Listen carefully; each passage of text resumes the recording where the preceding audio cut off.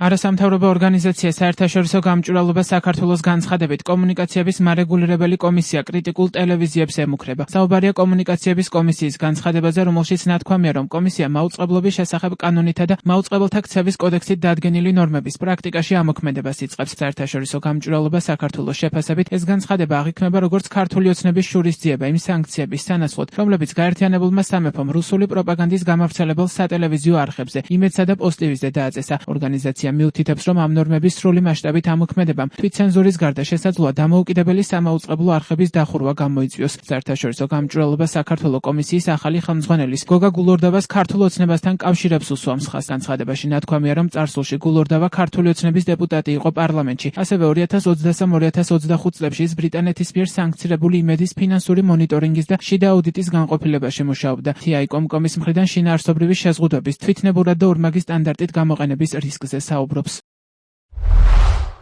ნორმები კომუნიკაციების კომისიას უფლებამოსილს ხდის თვითნებურად ნებისმიერი საბაბით ჩაერიოს მაუწყებლის სარედაქციო პოლიტიკაში, რაც აუცილებლად გამოიწვევს შედეგად ცენზურას ან თუნდაც თვითცენზურას. ნორმების ბუნდოვანება და განუჭვრეტადობა ასევე შესაძლებლობას აძლევს კომუნიკაციების კომისიას გამოიყენოს ორმაგი სტანდარტი. სრული სიმკაცრით მიუდგეს ხელისუფლების მიმართ კრიტიკულ მაუწყებლებს და მობიერად ხელისუფლების პროპაგანდისტულ მედია საშუალებებს. მაგალითად, კომისიას შეუძლია ხელისუფლებისადმი კრიტიკულად განწყობილ მედია საშუალებას ნებისმიერი, თუნდაც მცირედი ფაქტობრივი უზუსტობა კანონის დარღვევად ჩაუთვალოს. მიუხედავად იმისა, რომ ახალი ამბები მალფუჭებადი პროდუქტია და ყველაფრის სკრუპულოზურად შემოწმება ხშირად ახალი ამბების გაშუქებას გაართულებს. რომ არ ვთქვათ, რომ შეუძლებას გახდის. კიდევ უფრო ფართო ასპარეზი მიეცემა კომისიას მაუწყებლის სარედაქციო პოლიტიკაში ჩარევის მხრივ, როდესაც საქმე ეხება ვითომდაც აზრის დამახინჯებას. სხვის მიერ გამოთქმული აზრის ნებისმიერი ინტერპრეტაცია შეიძლება ამ აზრის დამახინჯებად იქნას მიჩნეული. მიუხედავად იმისა, რომ ადამიანის უფლებათა ევროპული სასამართლოს დამკვიდრებული პრაქტიკის თანახმად სიზუსტის მხრივ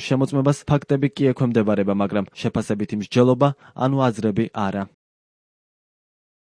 კომუნიკაციების კომისიამ ტელემაუწყებლებთან დაკავშირებით განცხადება 6 მარტს გაავრცელა და დაწერა, რომ მაუწყებლობის შესახებ კანონითა და მაუწყებელთა ქცევის კოდექსით დადგენილ ნორმებს მომდევნო კვირიდან პრაქტიკაში აამოქმედებდნენ. კომისიის განცხადებით ეს გადაწყვეტილება მედია გარემოში არსებული გამოწვევების ანალიზის საფუძველზე მიიღეს. კომკომი მიიჩნევს, რომ გაერთიანებული სამეფოს მიერ იმედისა და პოსტივის დასანქცირება, როგორც მასობრივი ინფორმაციის საშუალებებს შორის სამართლიანი კონკურენციის შეზღუდვისკენ, ისე ჟურნალისტების პროფესიული საქმიანობის შეფერხებისკენაა მიმართული. ქართულმა ოცნებამ გასული წლის მარტში მაუწყებლობის შესახებ კანონში ცვლილებები განახორციელა, რომლის შედეგად ტელე და რადიო მაუწყებლებთან დაკავშირებით მთელი რიგი ახალი რეგულაციები, მოთხოვნები და სტანდარტები დადგინდა. იქამდე მოქმედი კანონით ტელე და რადიო მაუწყებლობის სტანდარტებს არეგულირებდა მაუწყებელთა ქცევის კოდექსი და სტანდარტების დარღვევაზე აქამდე რეაგირებას ახორციელებდნენ მაუწყებლების თვითრეგულირების მექანიზმები. ცვლილებების შემდეგ მაუწყებლობის სტანდარტების დარღვევაზე რეაგირების უფლებამოსილება კომუნიკაციების კომისიას მიენიჭა. დარღვევის დადგენის შემთხვევაში კომისიას გააჩნია უფლებამოსილება მაუწყებლის მიმართ შემდეგი სანქციები: გაფრთხილება, ჯარიმა და გარკვეულ შემთხვევებში ლიცენზიის შეჩერება და გაუქმება გამოიყენოს. კანონით დადგენილი წესები და რეგულაციები მაუწყებელთა ონლაინ და სოციალურ გვერდებზე გამოქვეყნებულ ინფორმაციაზეც ვრცელდება. კომუნიკაციების მარეგულირებელი კომისიის თავმჯდომარემ გოგა გულორდავამ გუშინ მაუწყებელთა შინაარსობრივი რეგულირების საკითხებზე სანქცირებული იმედის ეთერში ისაუბრა. მისი თქმით, შეფასებები იმის შესახებ, რომ ეს რეგულაციები თავისუფალი სიტყვისა და მედიისთვის შემზღუდავია, მანიპულაციურია.